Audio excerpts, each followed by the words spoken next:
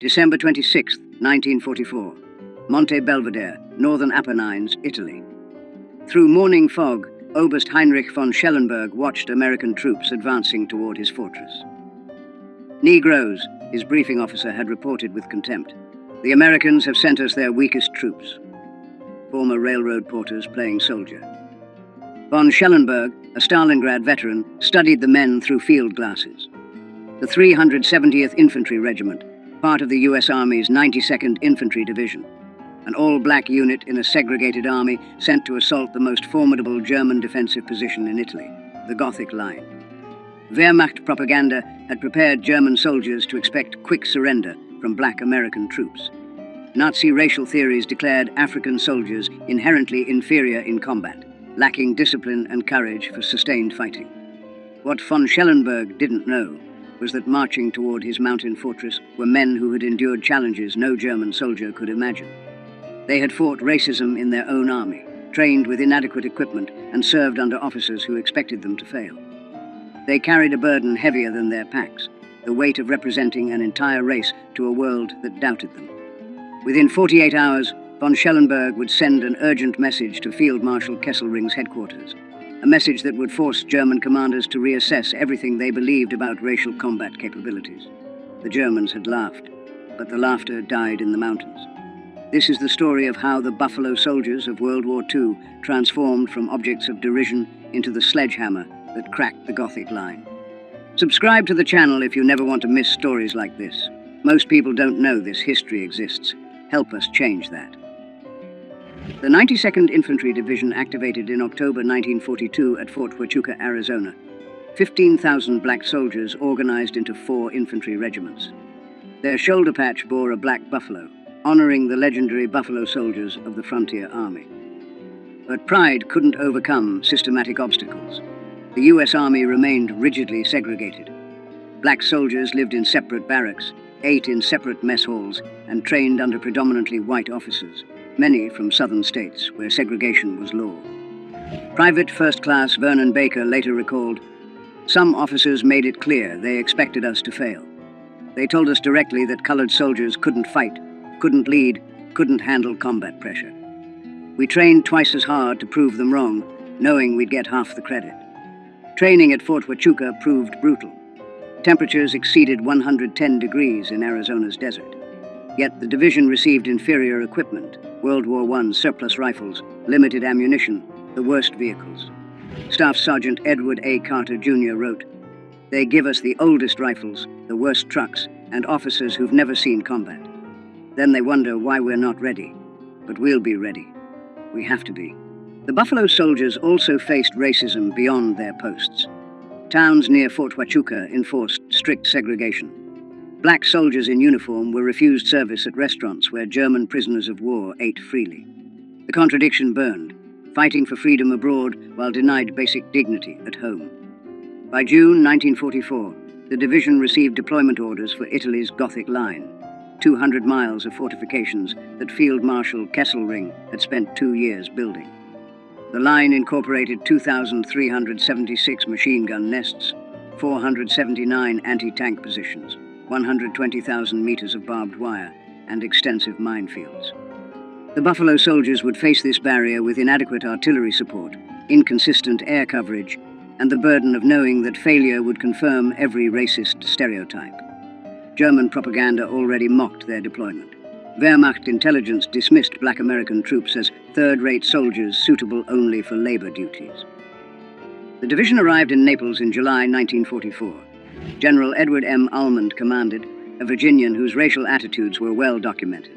He openly doubted his soldiers' capabilities and maintained relationships with officers who shared his prejudices. Staff Sergeant Johnny Stevens recalled, "General Almond told us we had to prove ourselves, that people were watching. What he didn't say, but we all heard, was that he expected us to fail. That made us more determined than any pep talk could have." By December 1944, Allied commanders faced crisis. The Gothic Line remained unbroken despite months of attacks. Winter approached. General Mark Clark needed a breakthrough before snow made mountain warfare impossible. The mission given to the 92nd Infantry Division, assault the western anchor of the Gothic Line, capture mountain peaks dominating the Serchio Valley, and drive German forces back. Success would open the door to northern Italy. Failure would mean another winter of stalemate, and confirmation of every racist assumption about black soldiers. The centerpiece of German defenses was Monte Belvedere, rising 3,830 feet above the Serchio Valley. From its summit, German observation posts could see 50 miles in every direction, calling artillery fire on any movement with devastating accuracy. Oberst von Schellenberg, commanding the 148th Grenadier Division, had supervised construction personally. Concrete bunkers with 3-foot walls protected machine gun crews. Mortars sat in covered pits invisible to aerial reconnaissance. The mountains multiplied German effectiveness. A single machine gun could control an entire valley. Lieutenant Hans Becker wrote to his wife, "The Americans would need wings to reach us. The slopes are so steep that climbing without enemy fire would be difficult. Under fire, I cannot imagine how they could advance. The Negro troops they're sending will die before they reach our wire." German intelligence on the 92nd Infantry Division reflected Nazi racial prejudices. A November 1944 assessment stated, "American Negro units lack combat motivation. They will advance until meeting serious resistance, then retreat or surrender. Division is suitable only for defensive operations or garrison duties." This wasn't based on combat observation. It reflected Nazi ideology that declared non-Aryans inherently inferior. Wehrmacht training manuals advised, "Offer strong initial resistance. Negro troops will panic and flee. Their white officers will be unable to restore order." These assumptions created dangerous overconfidence.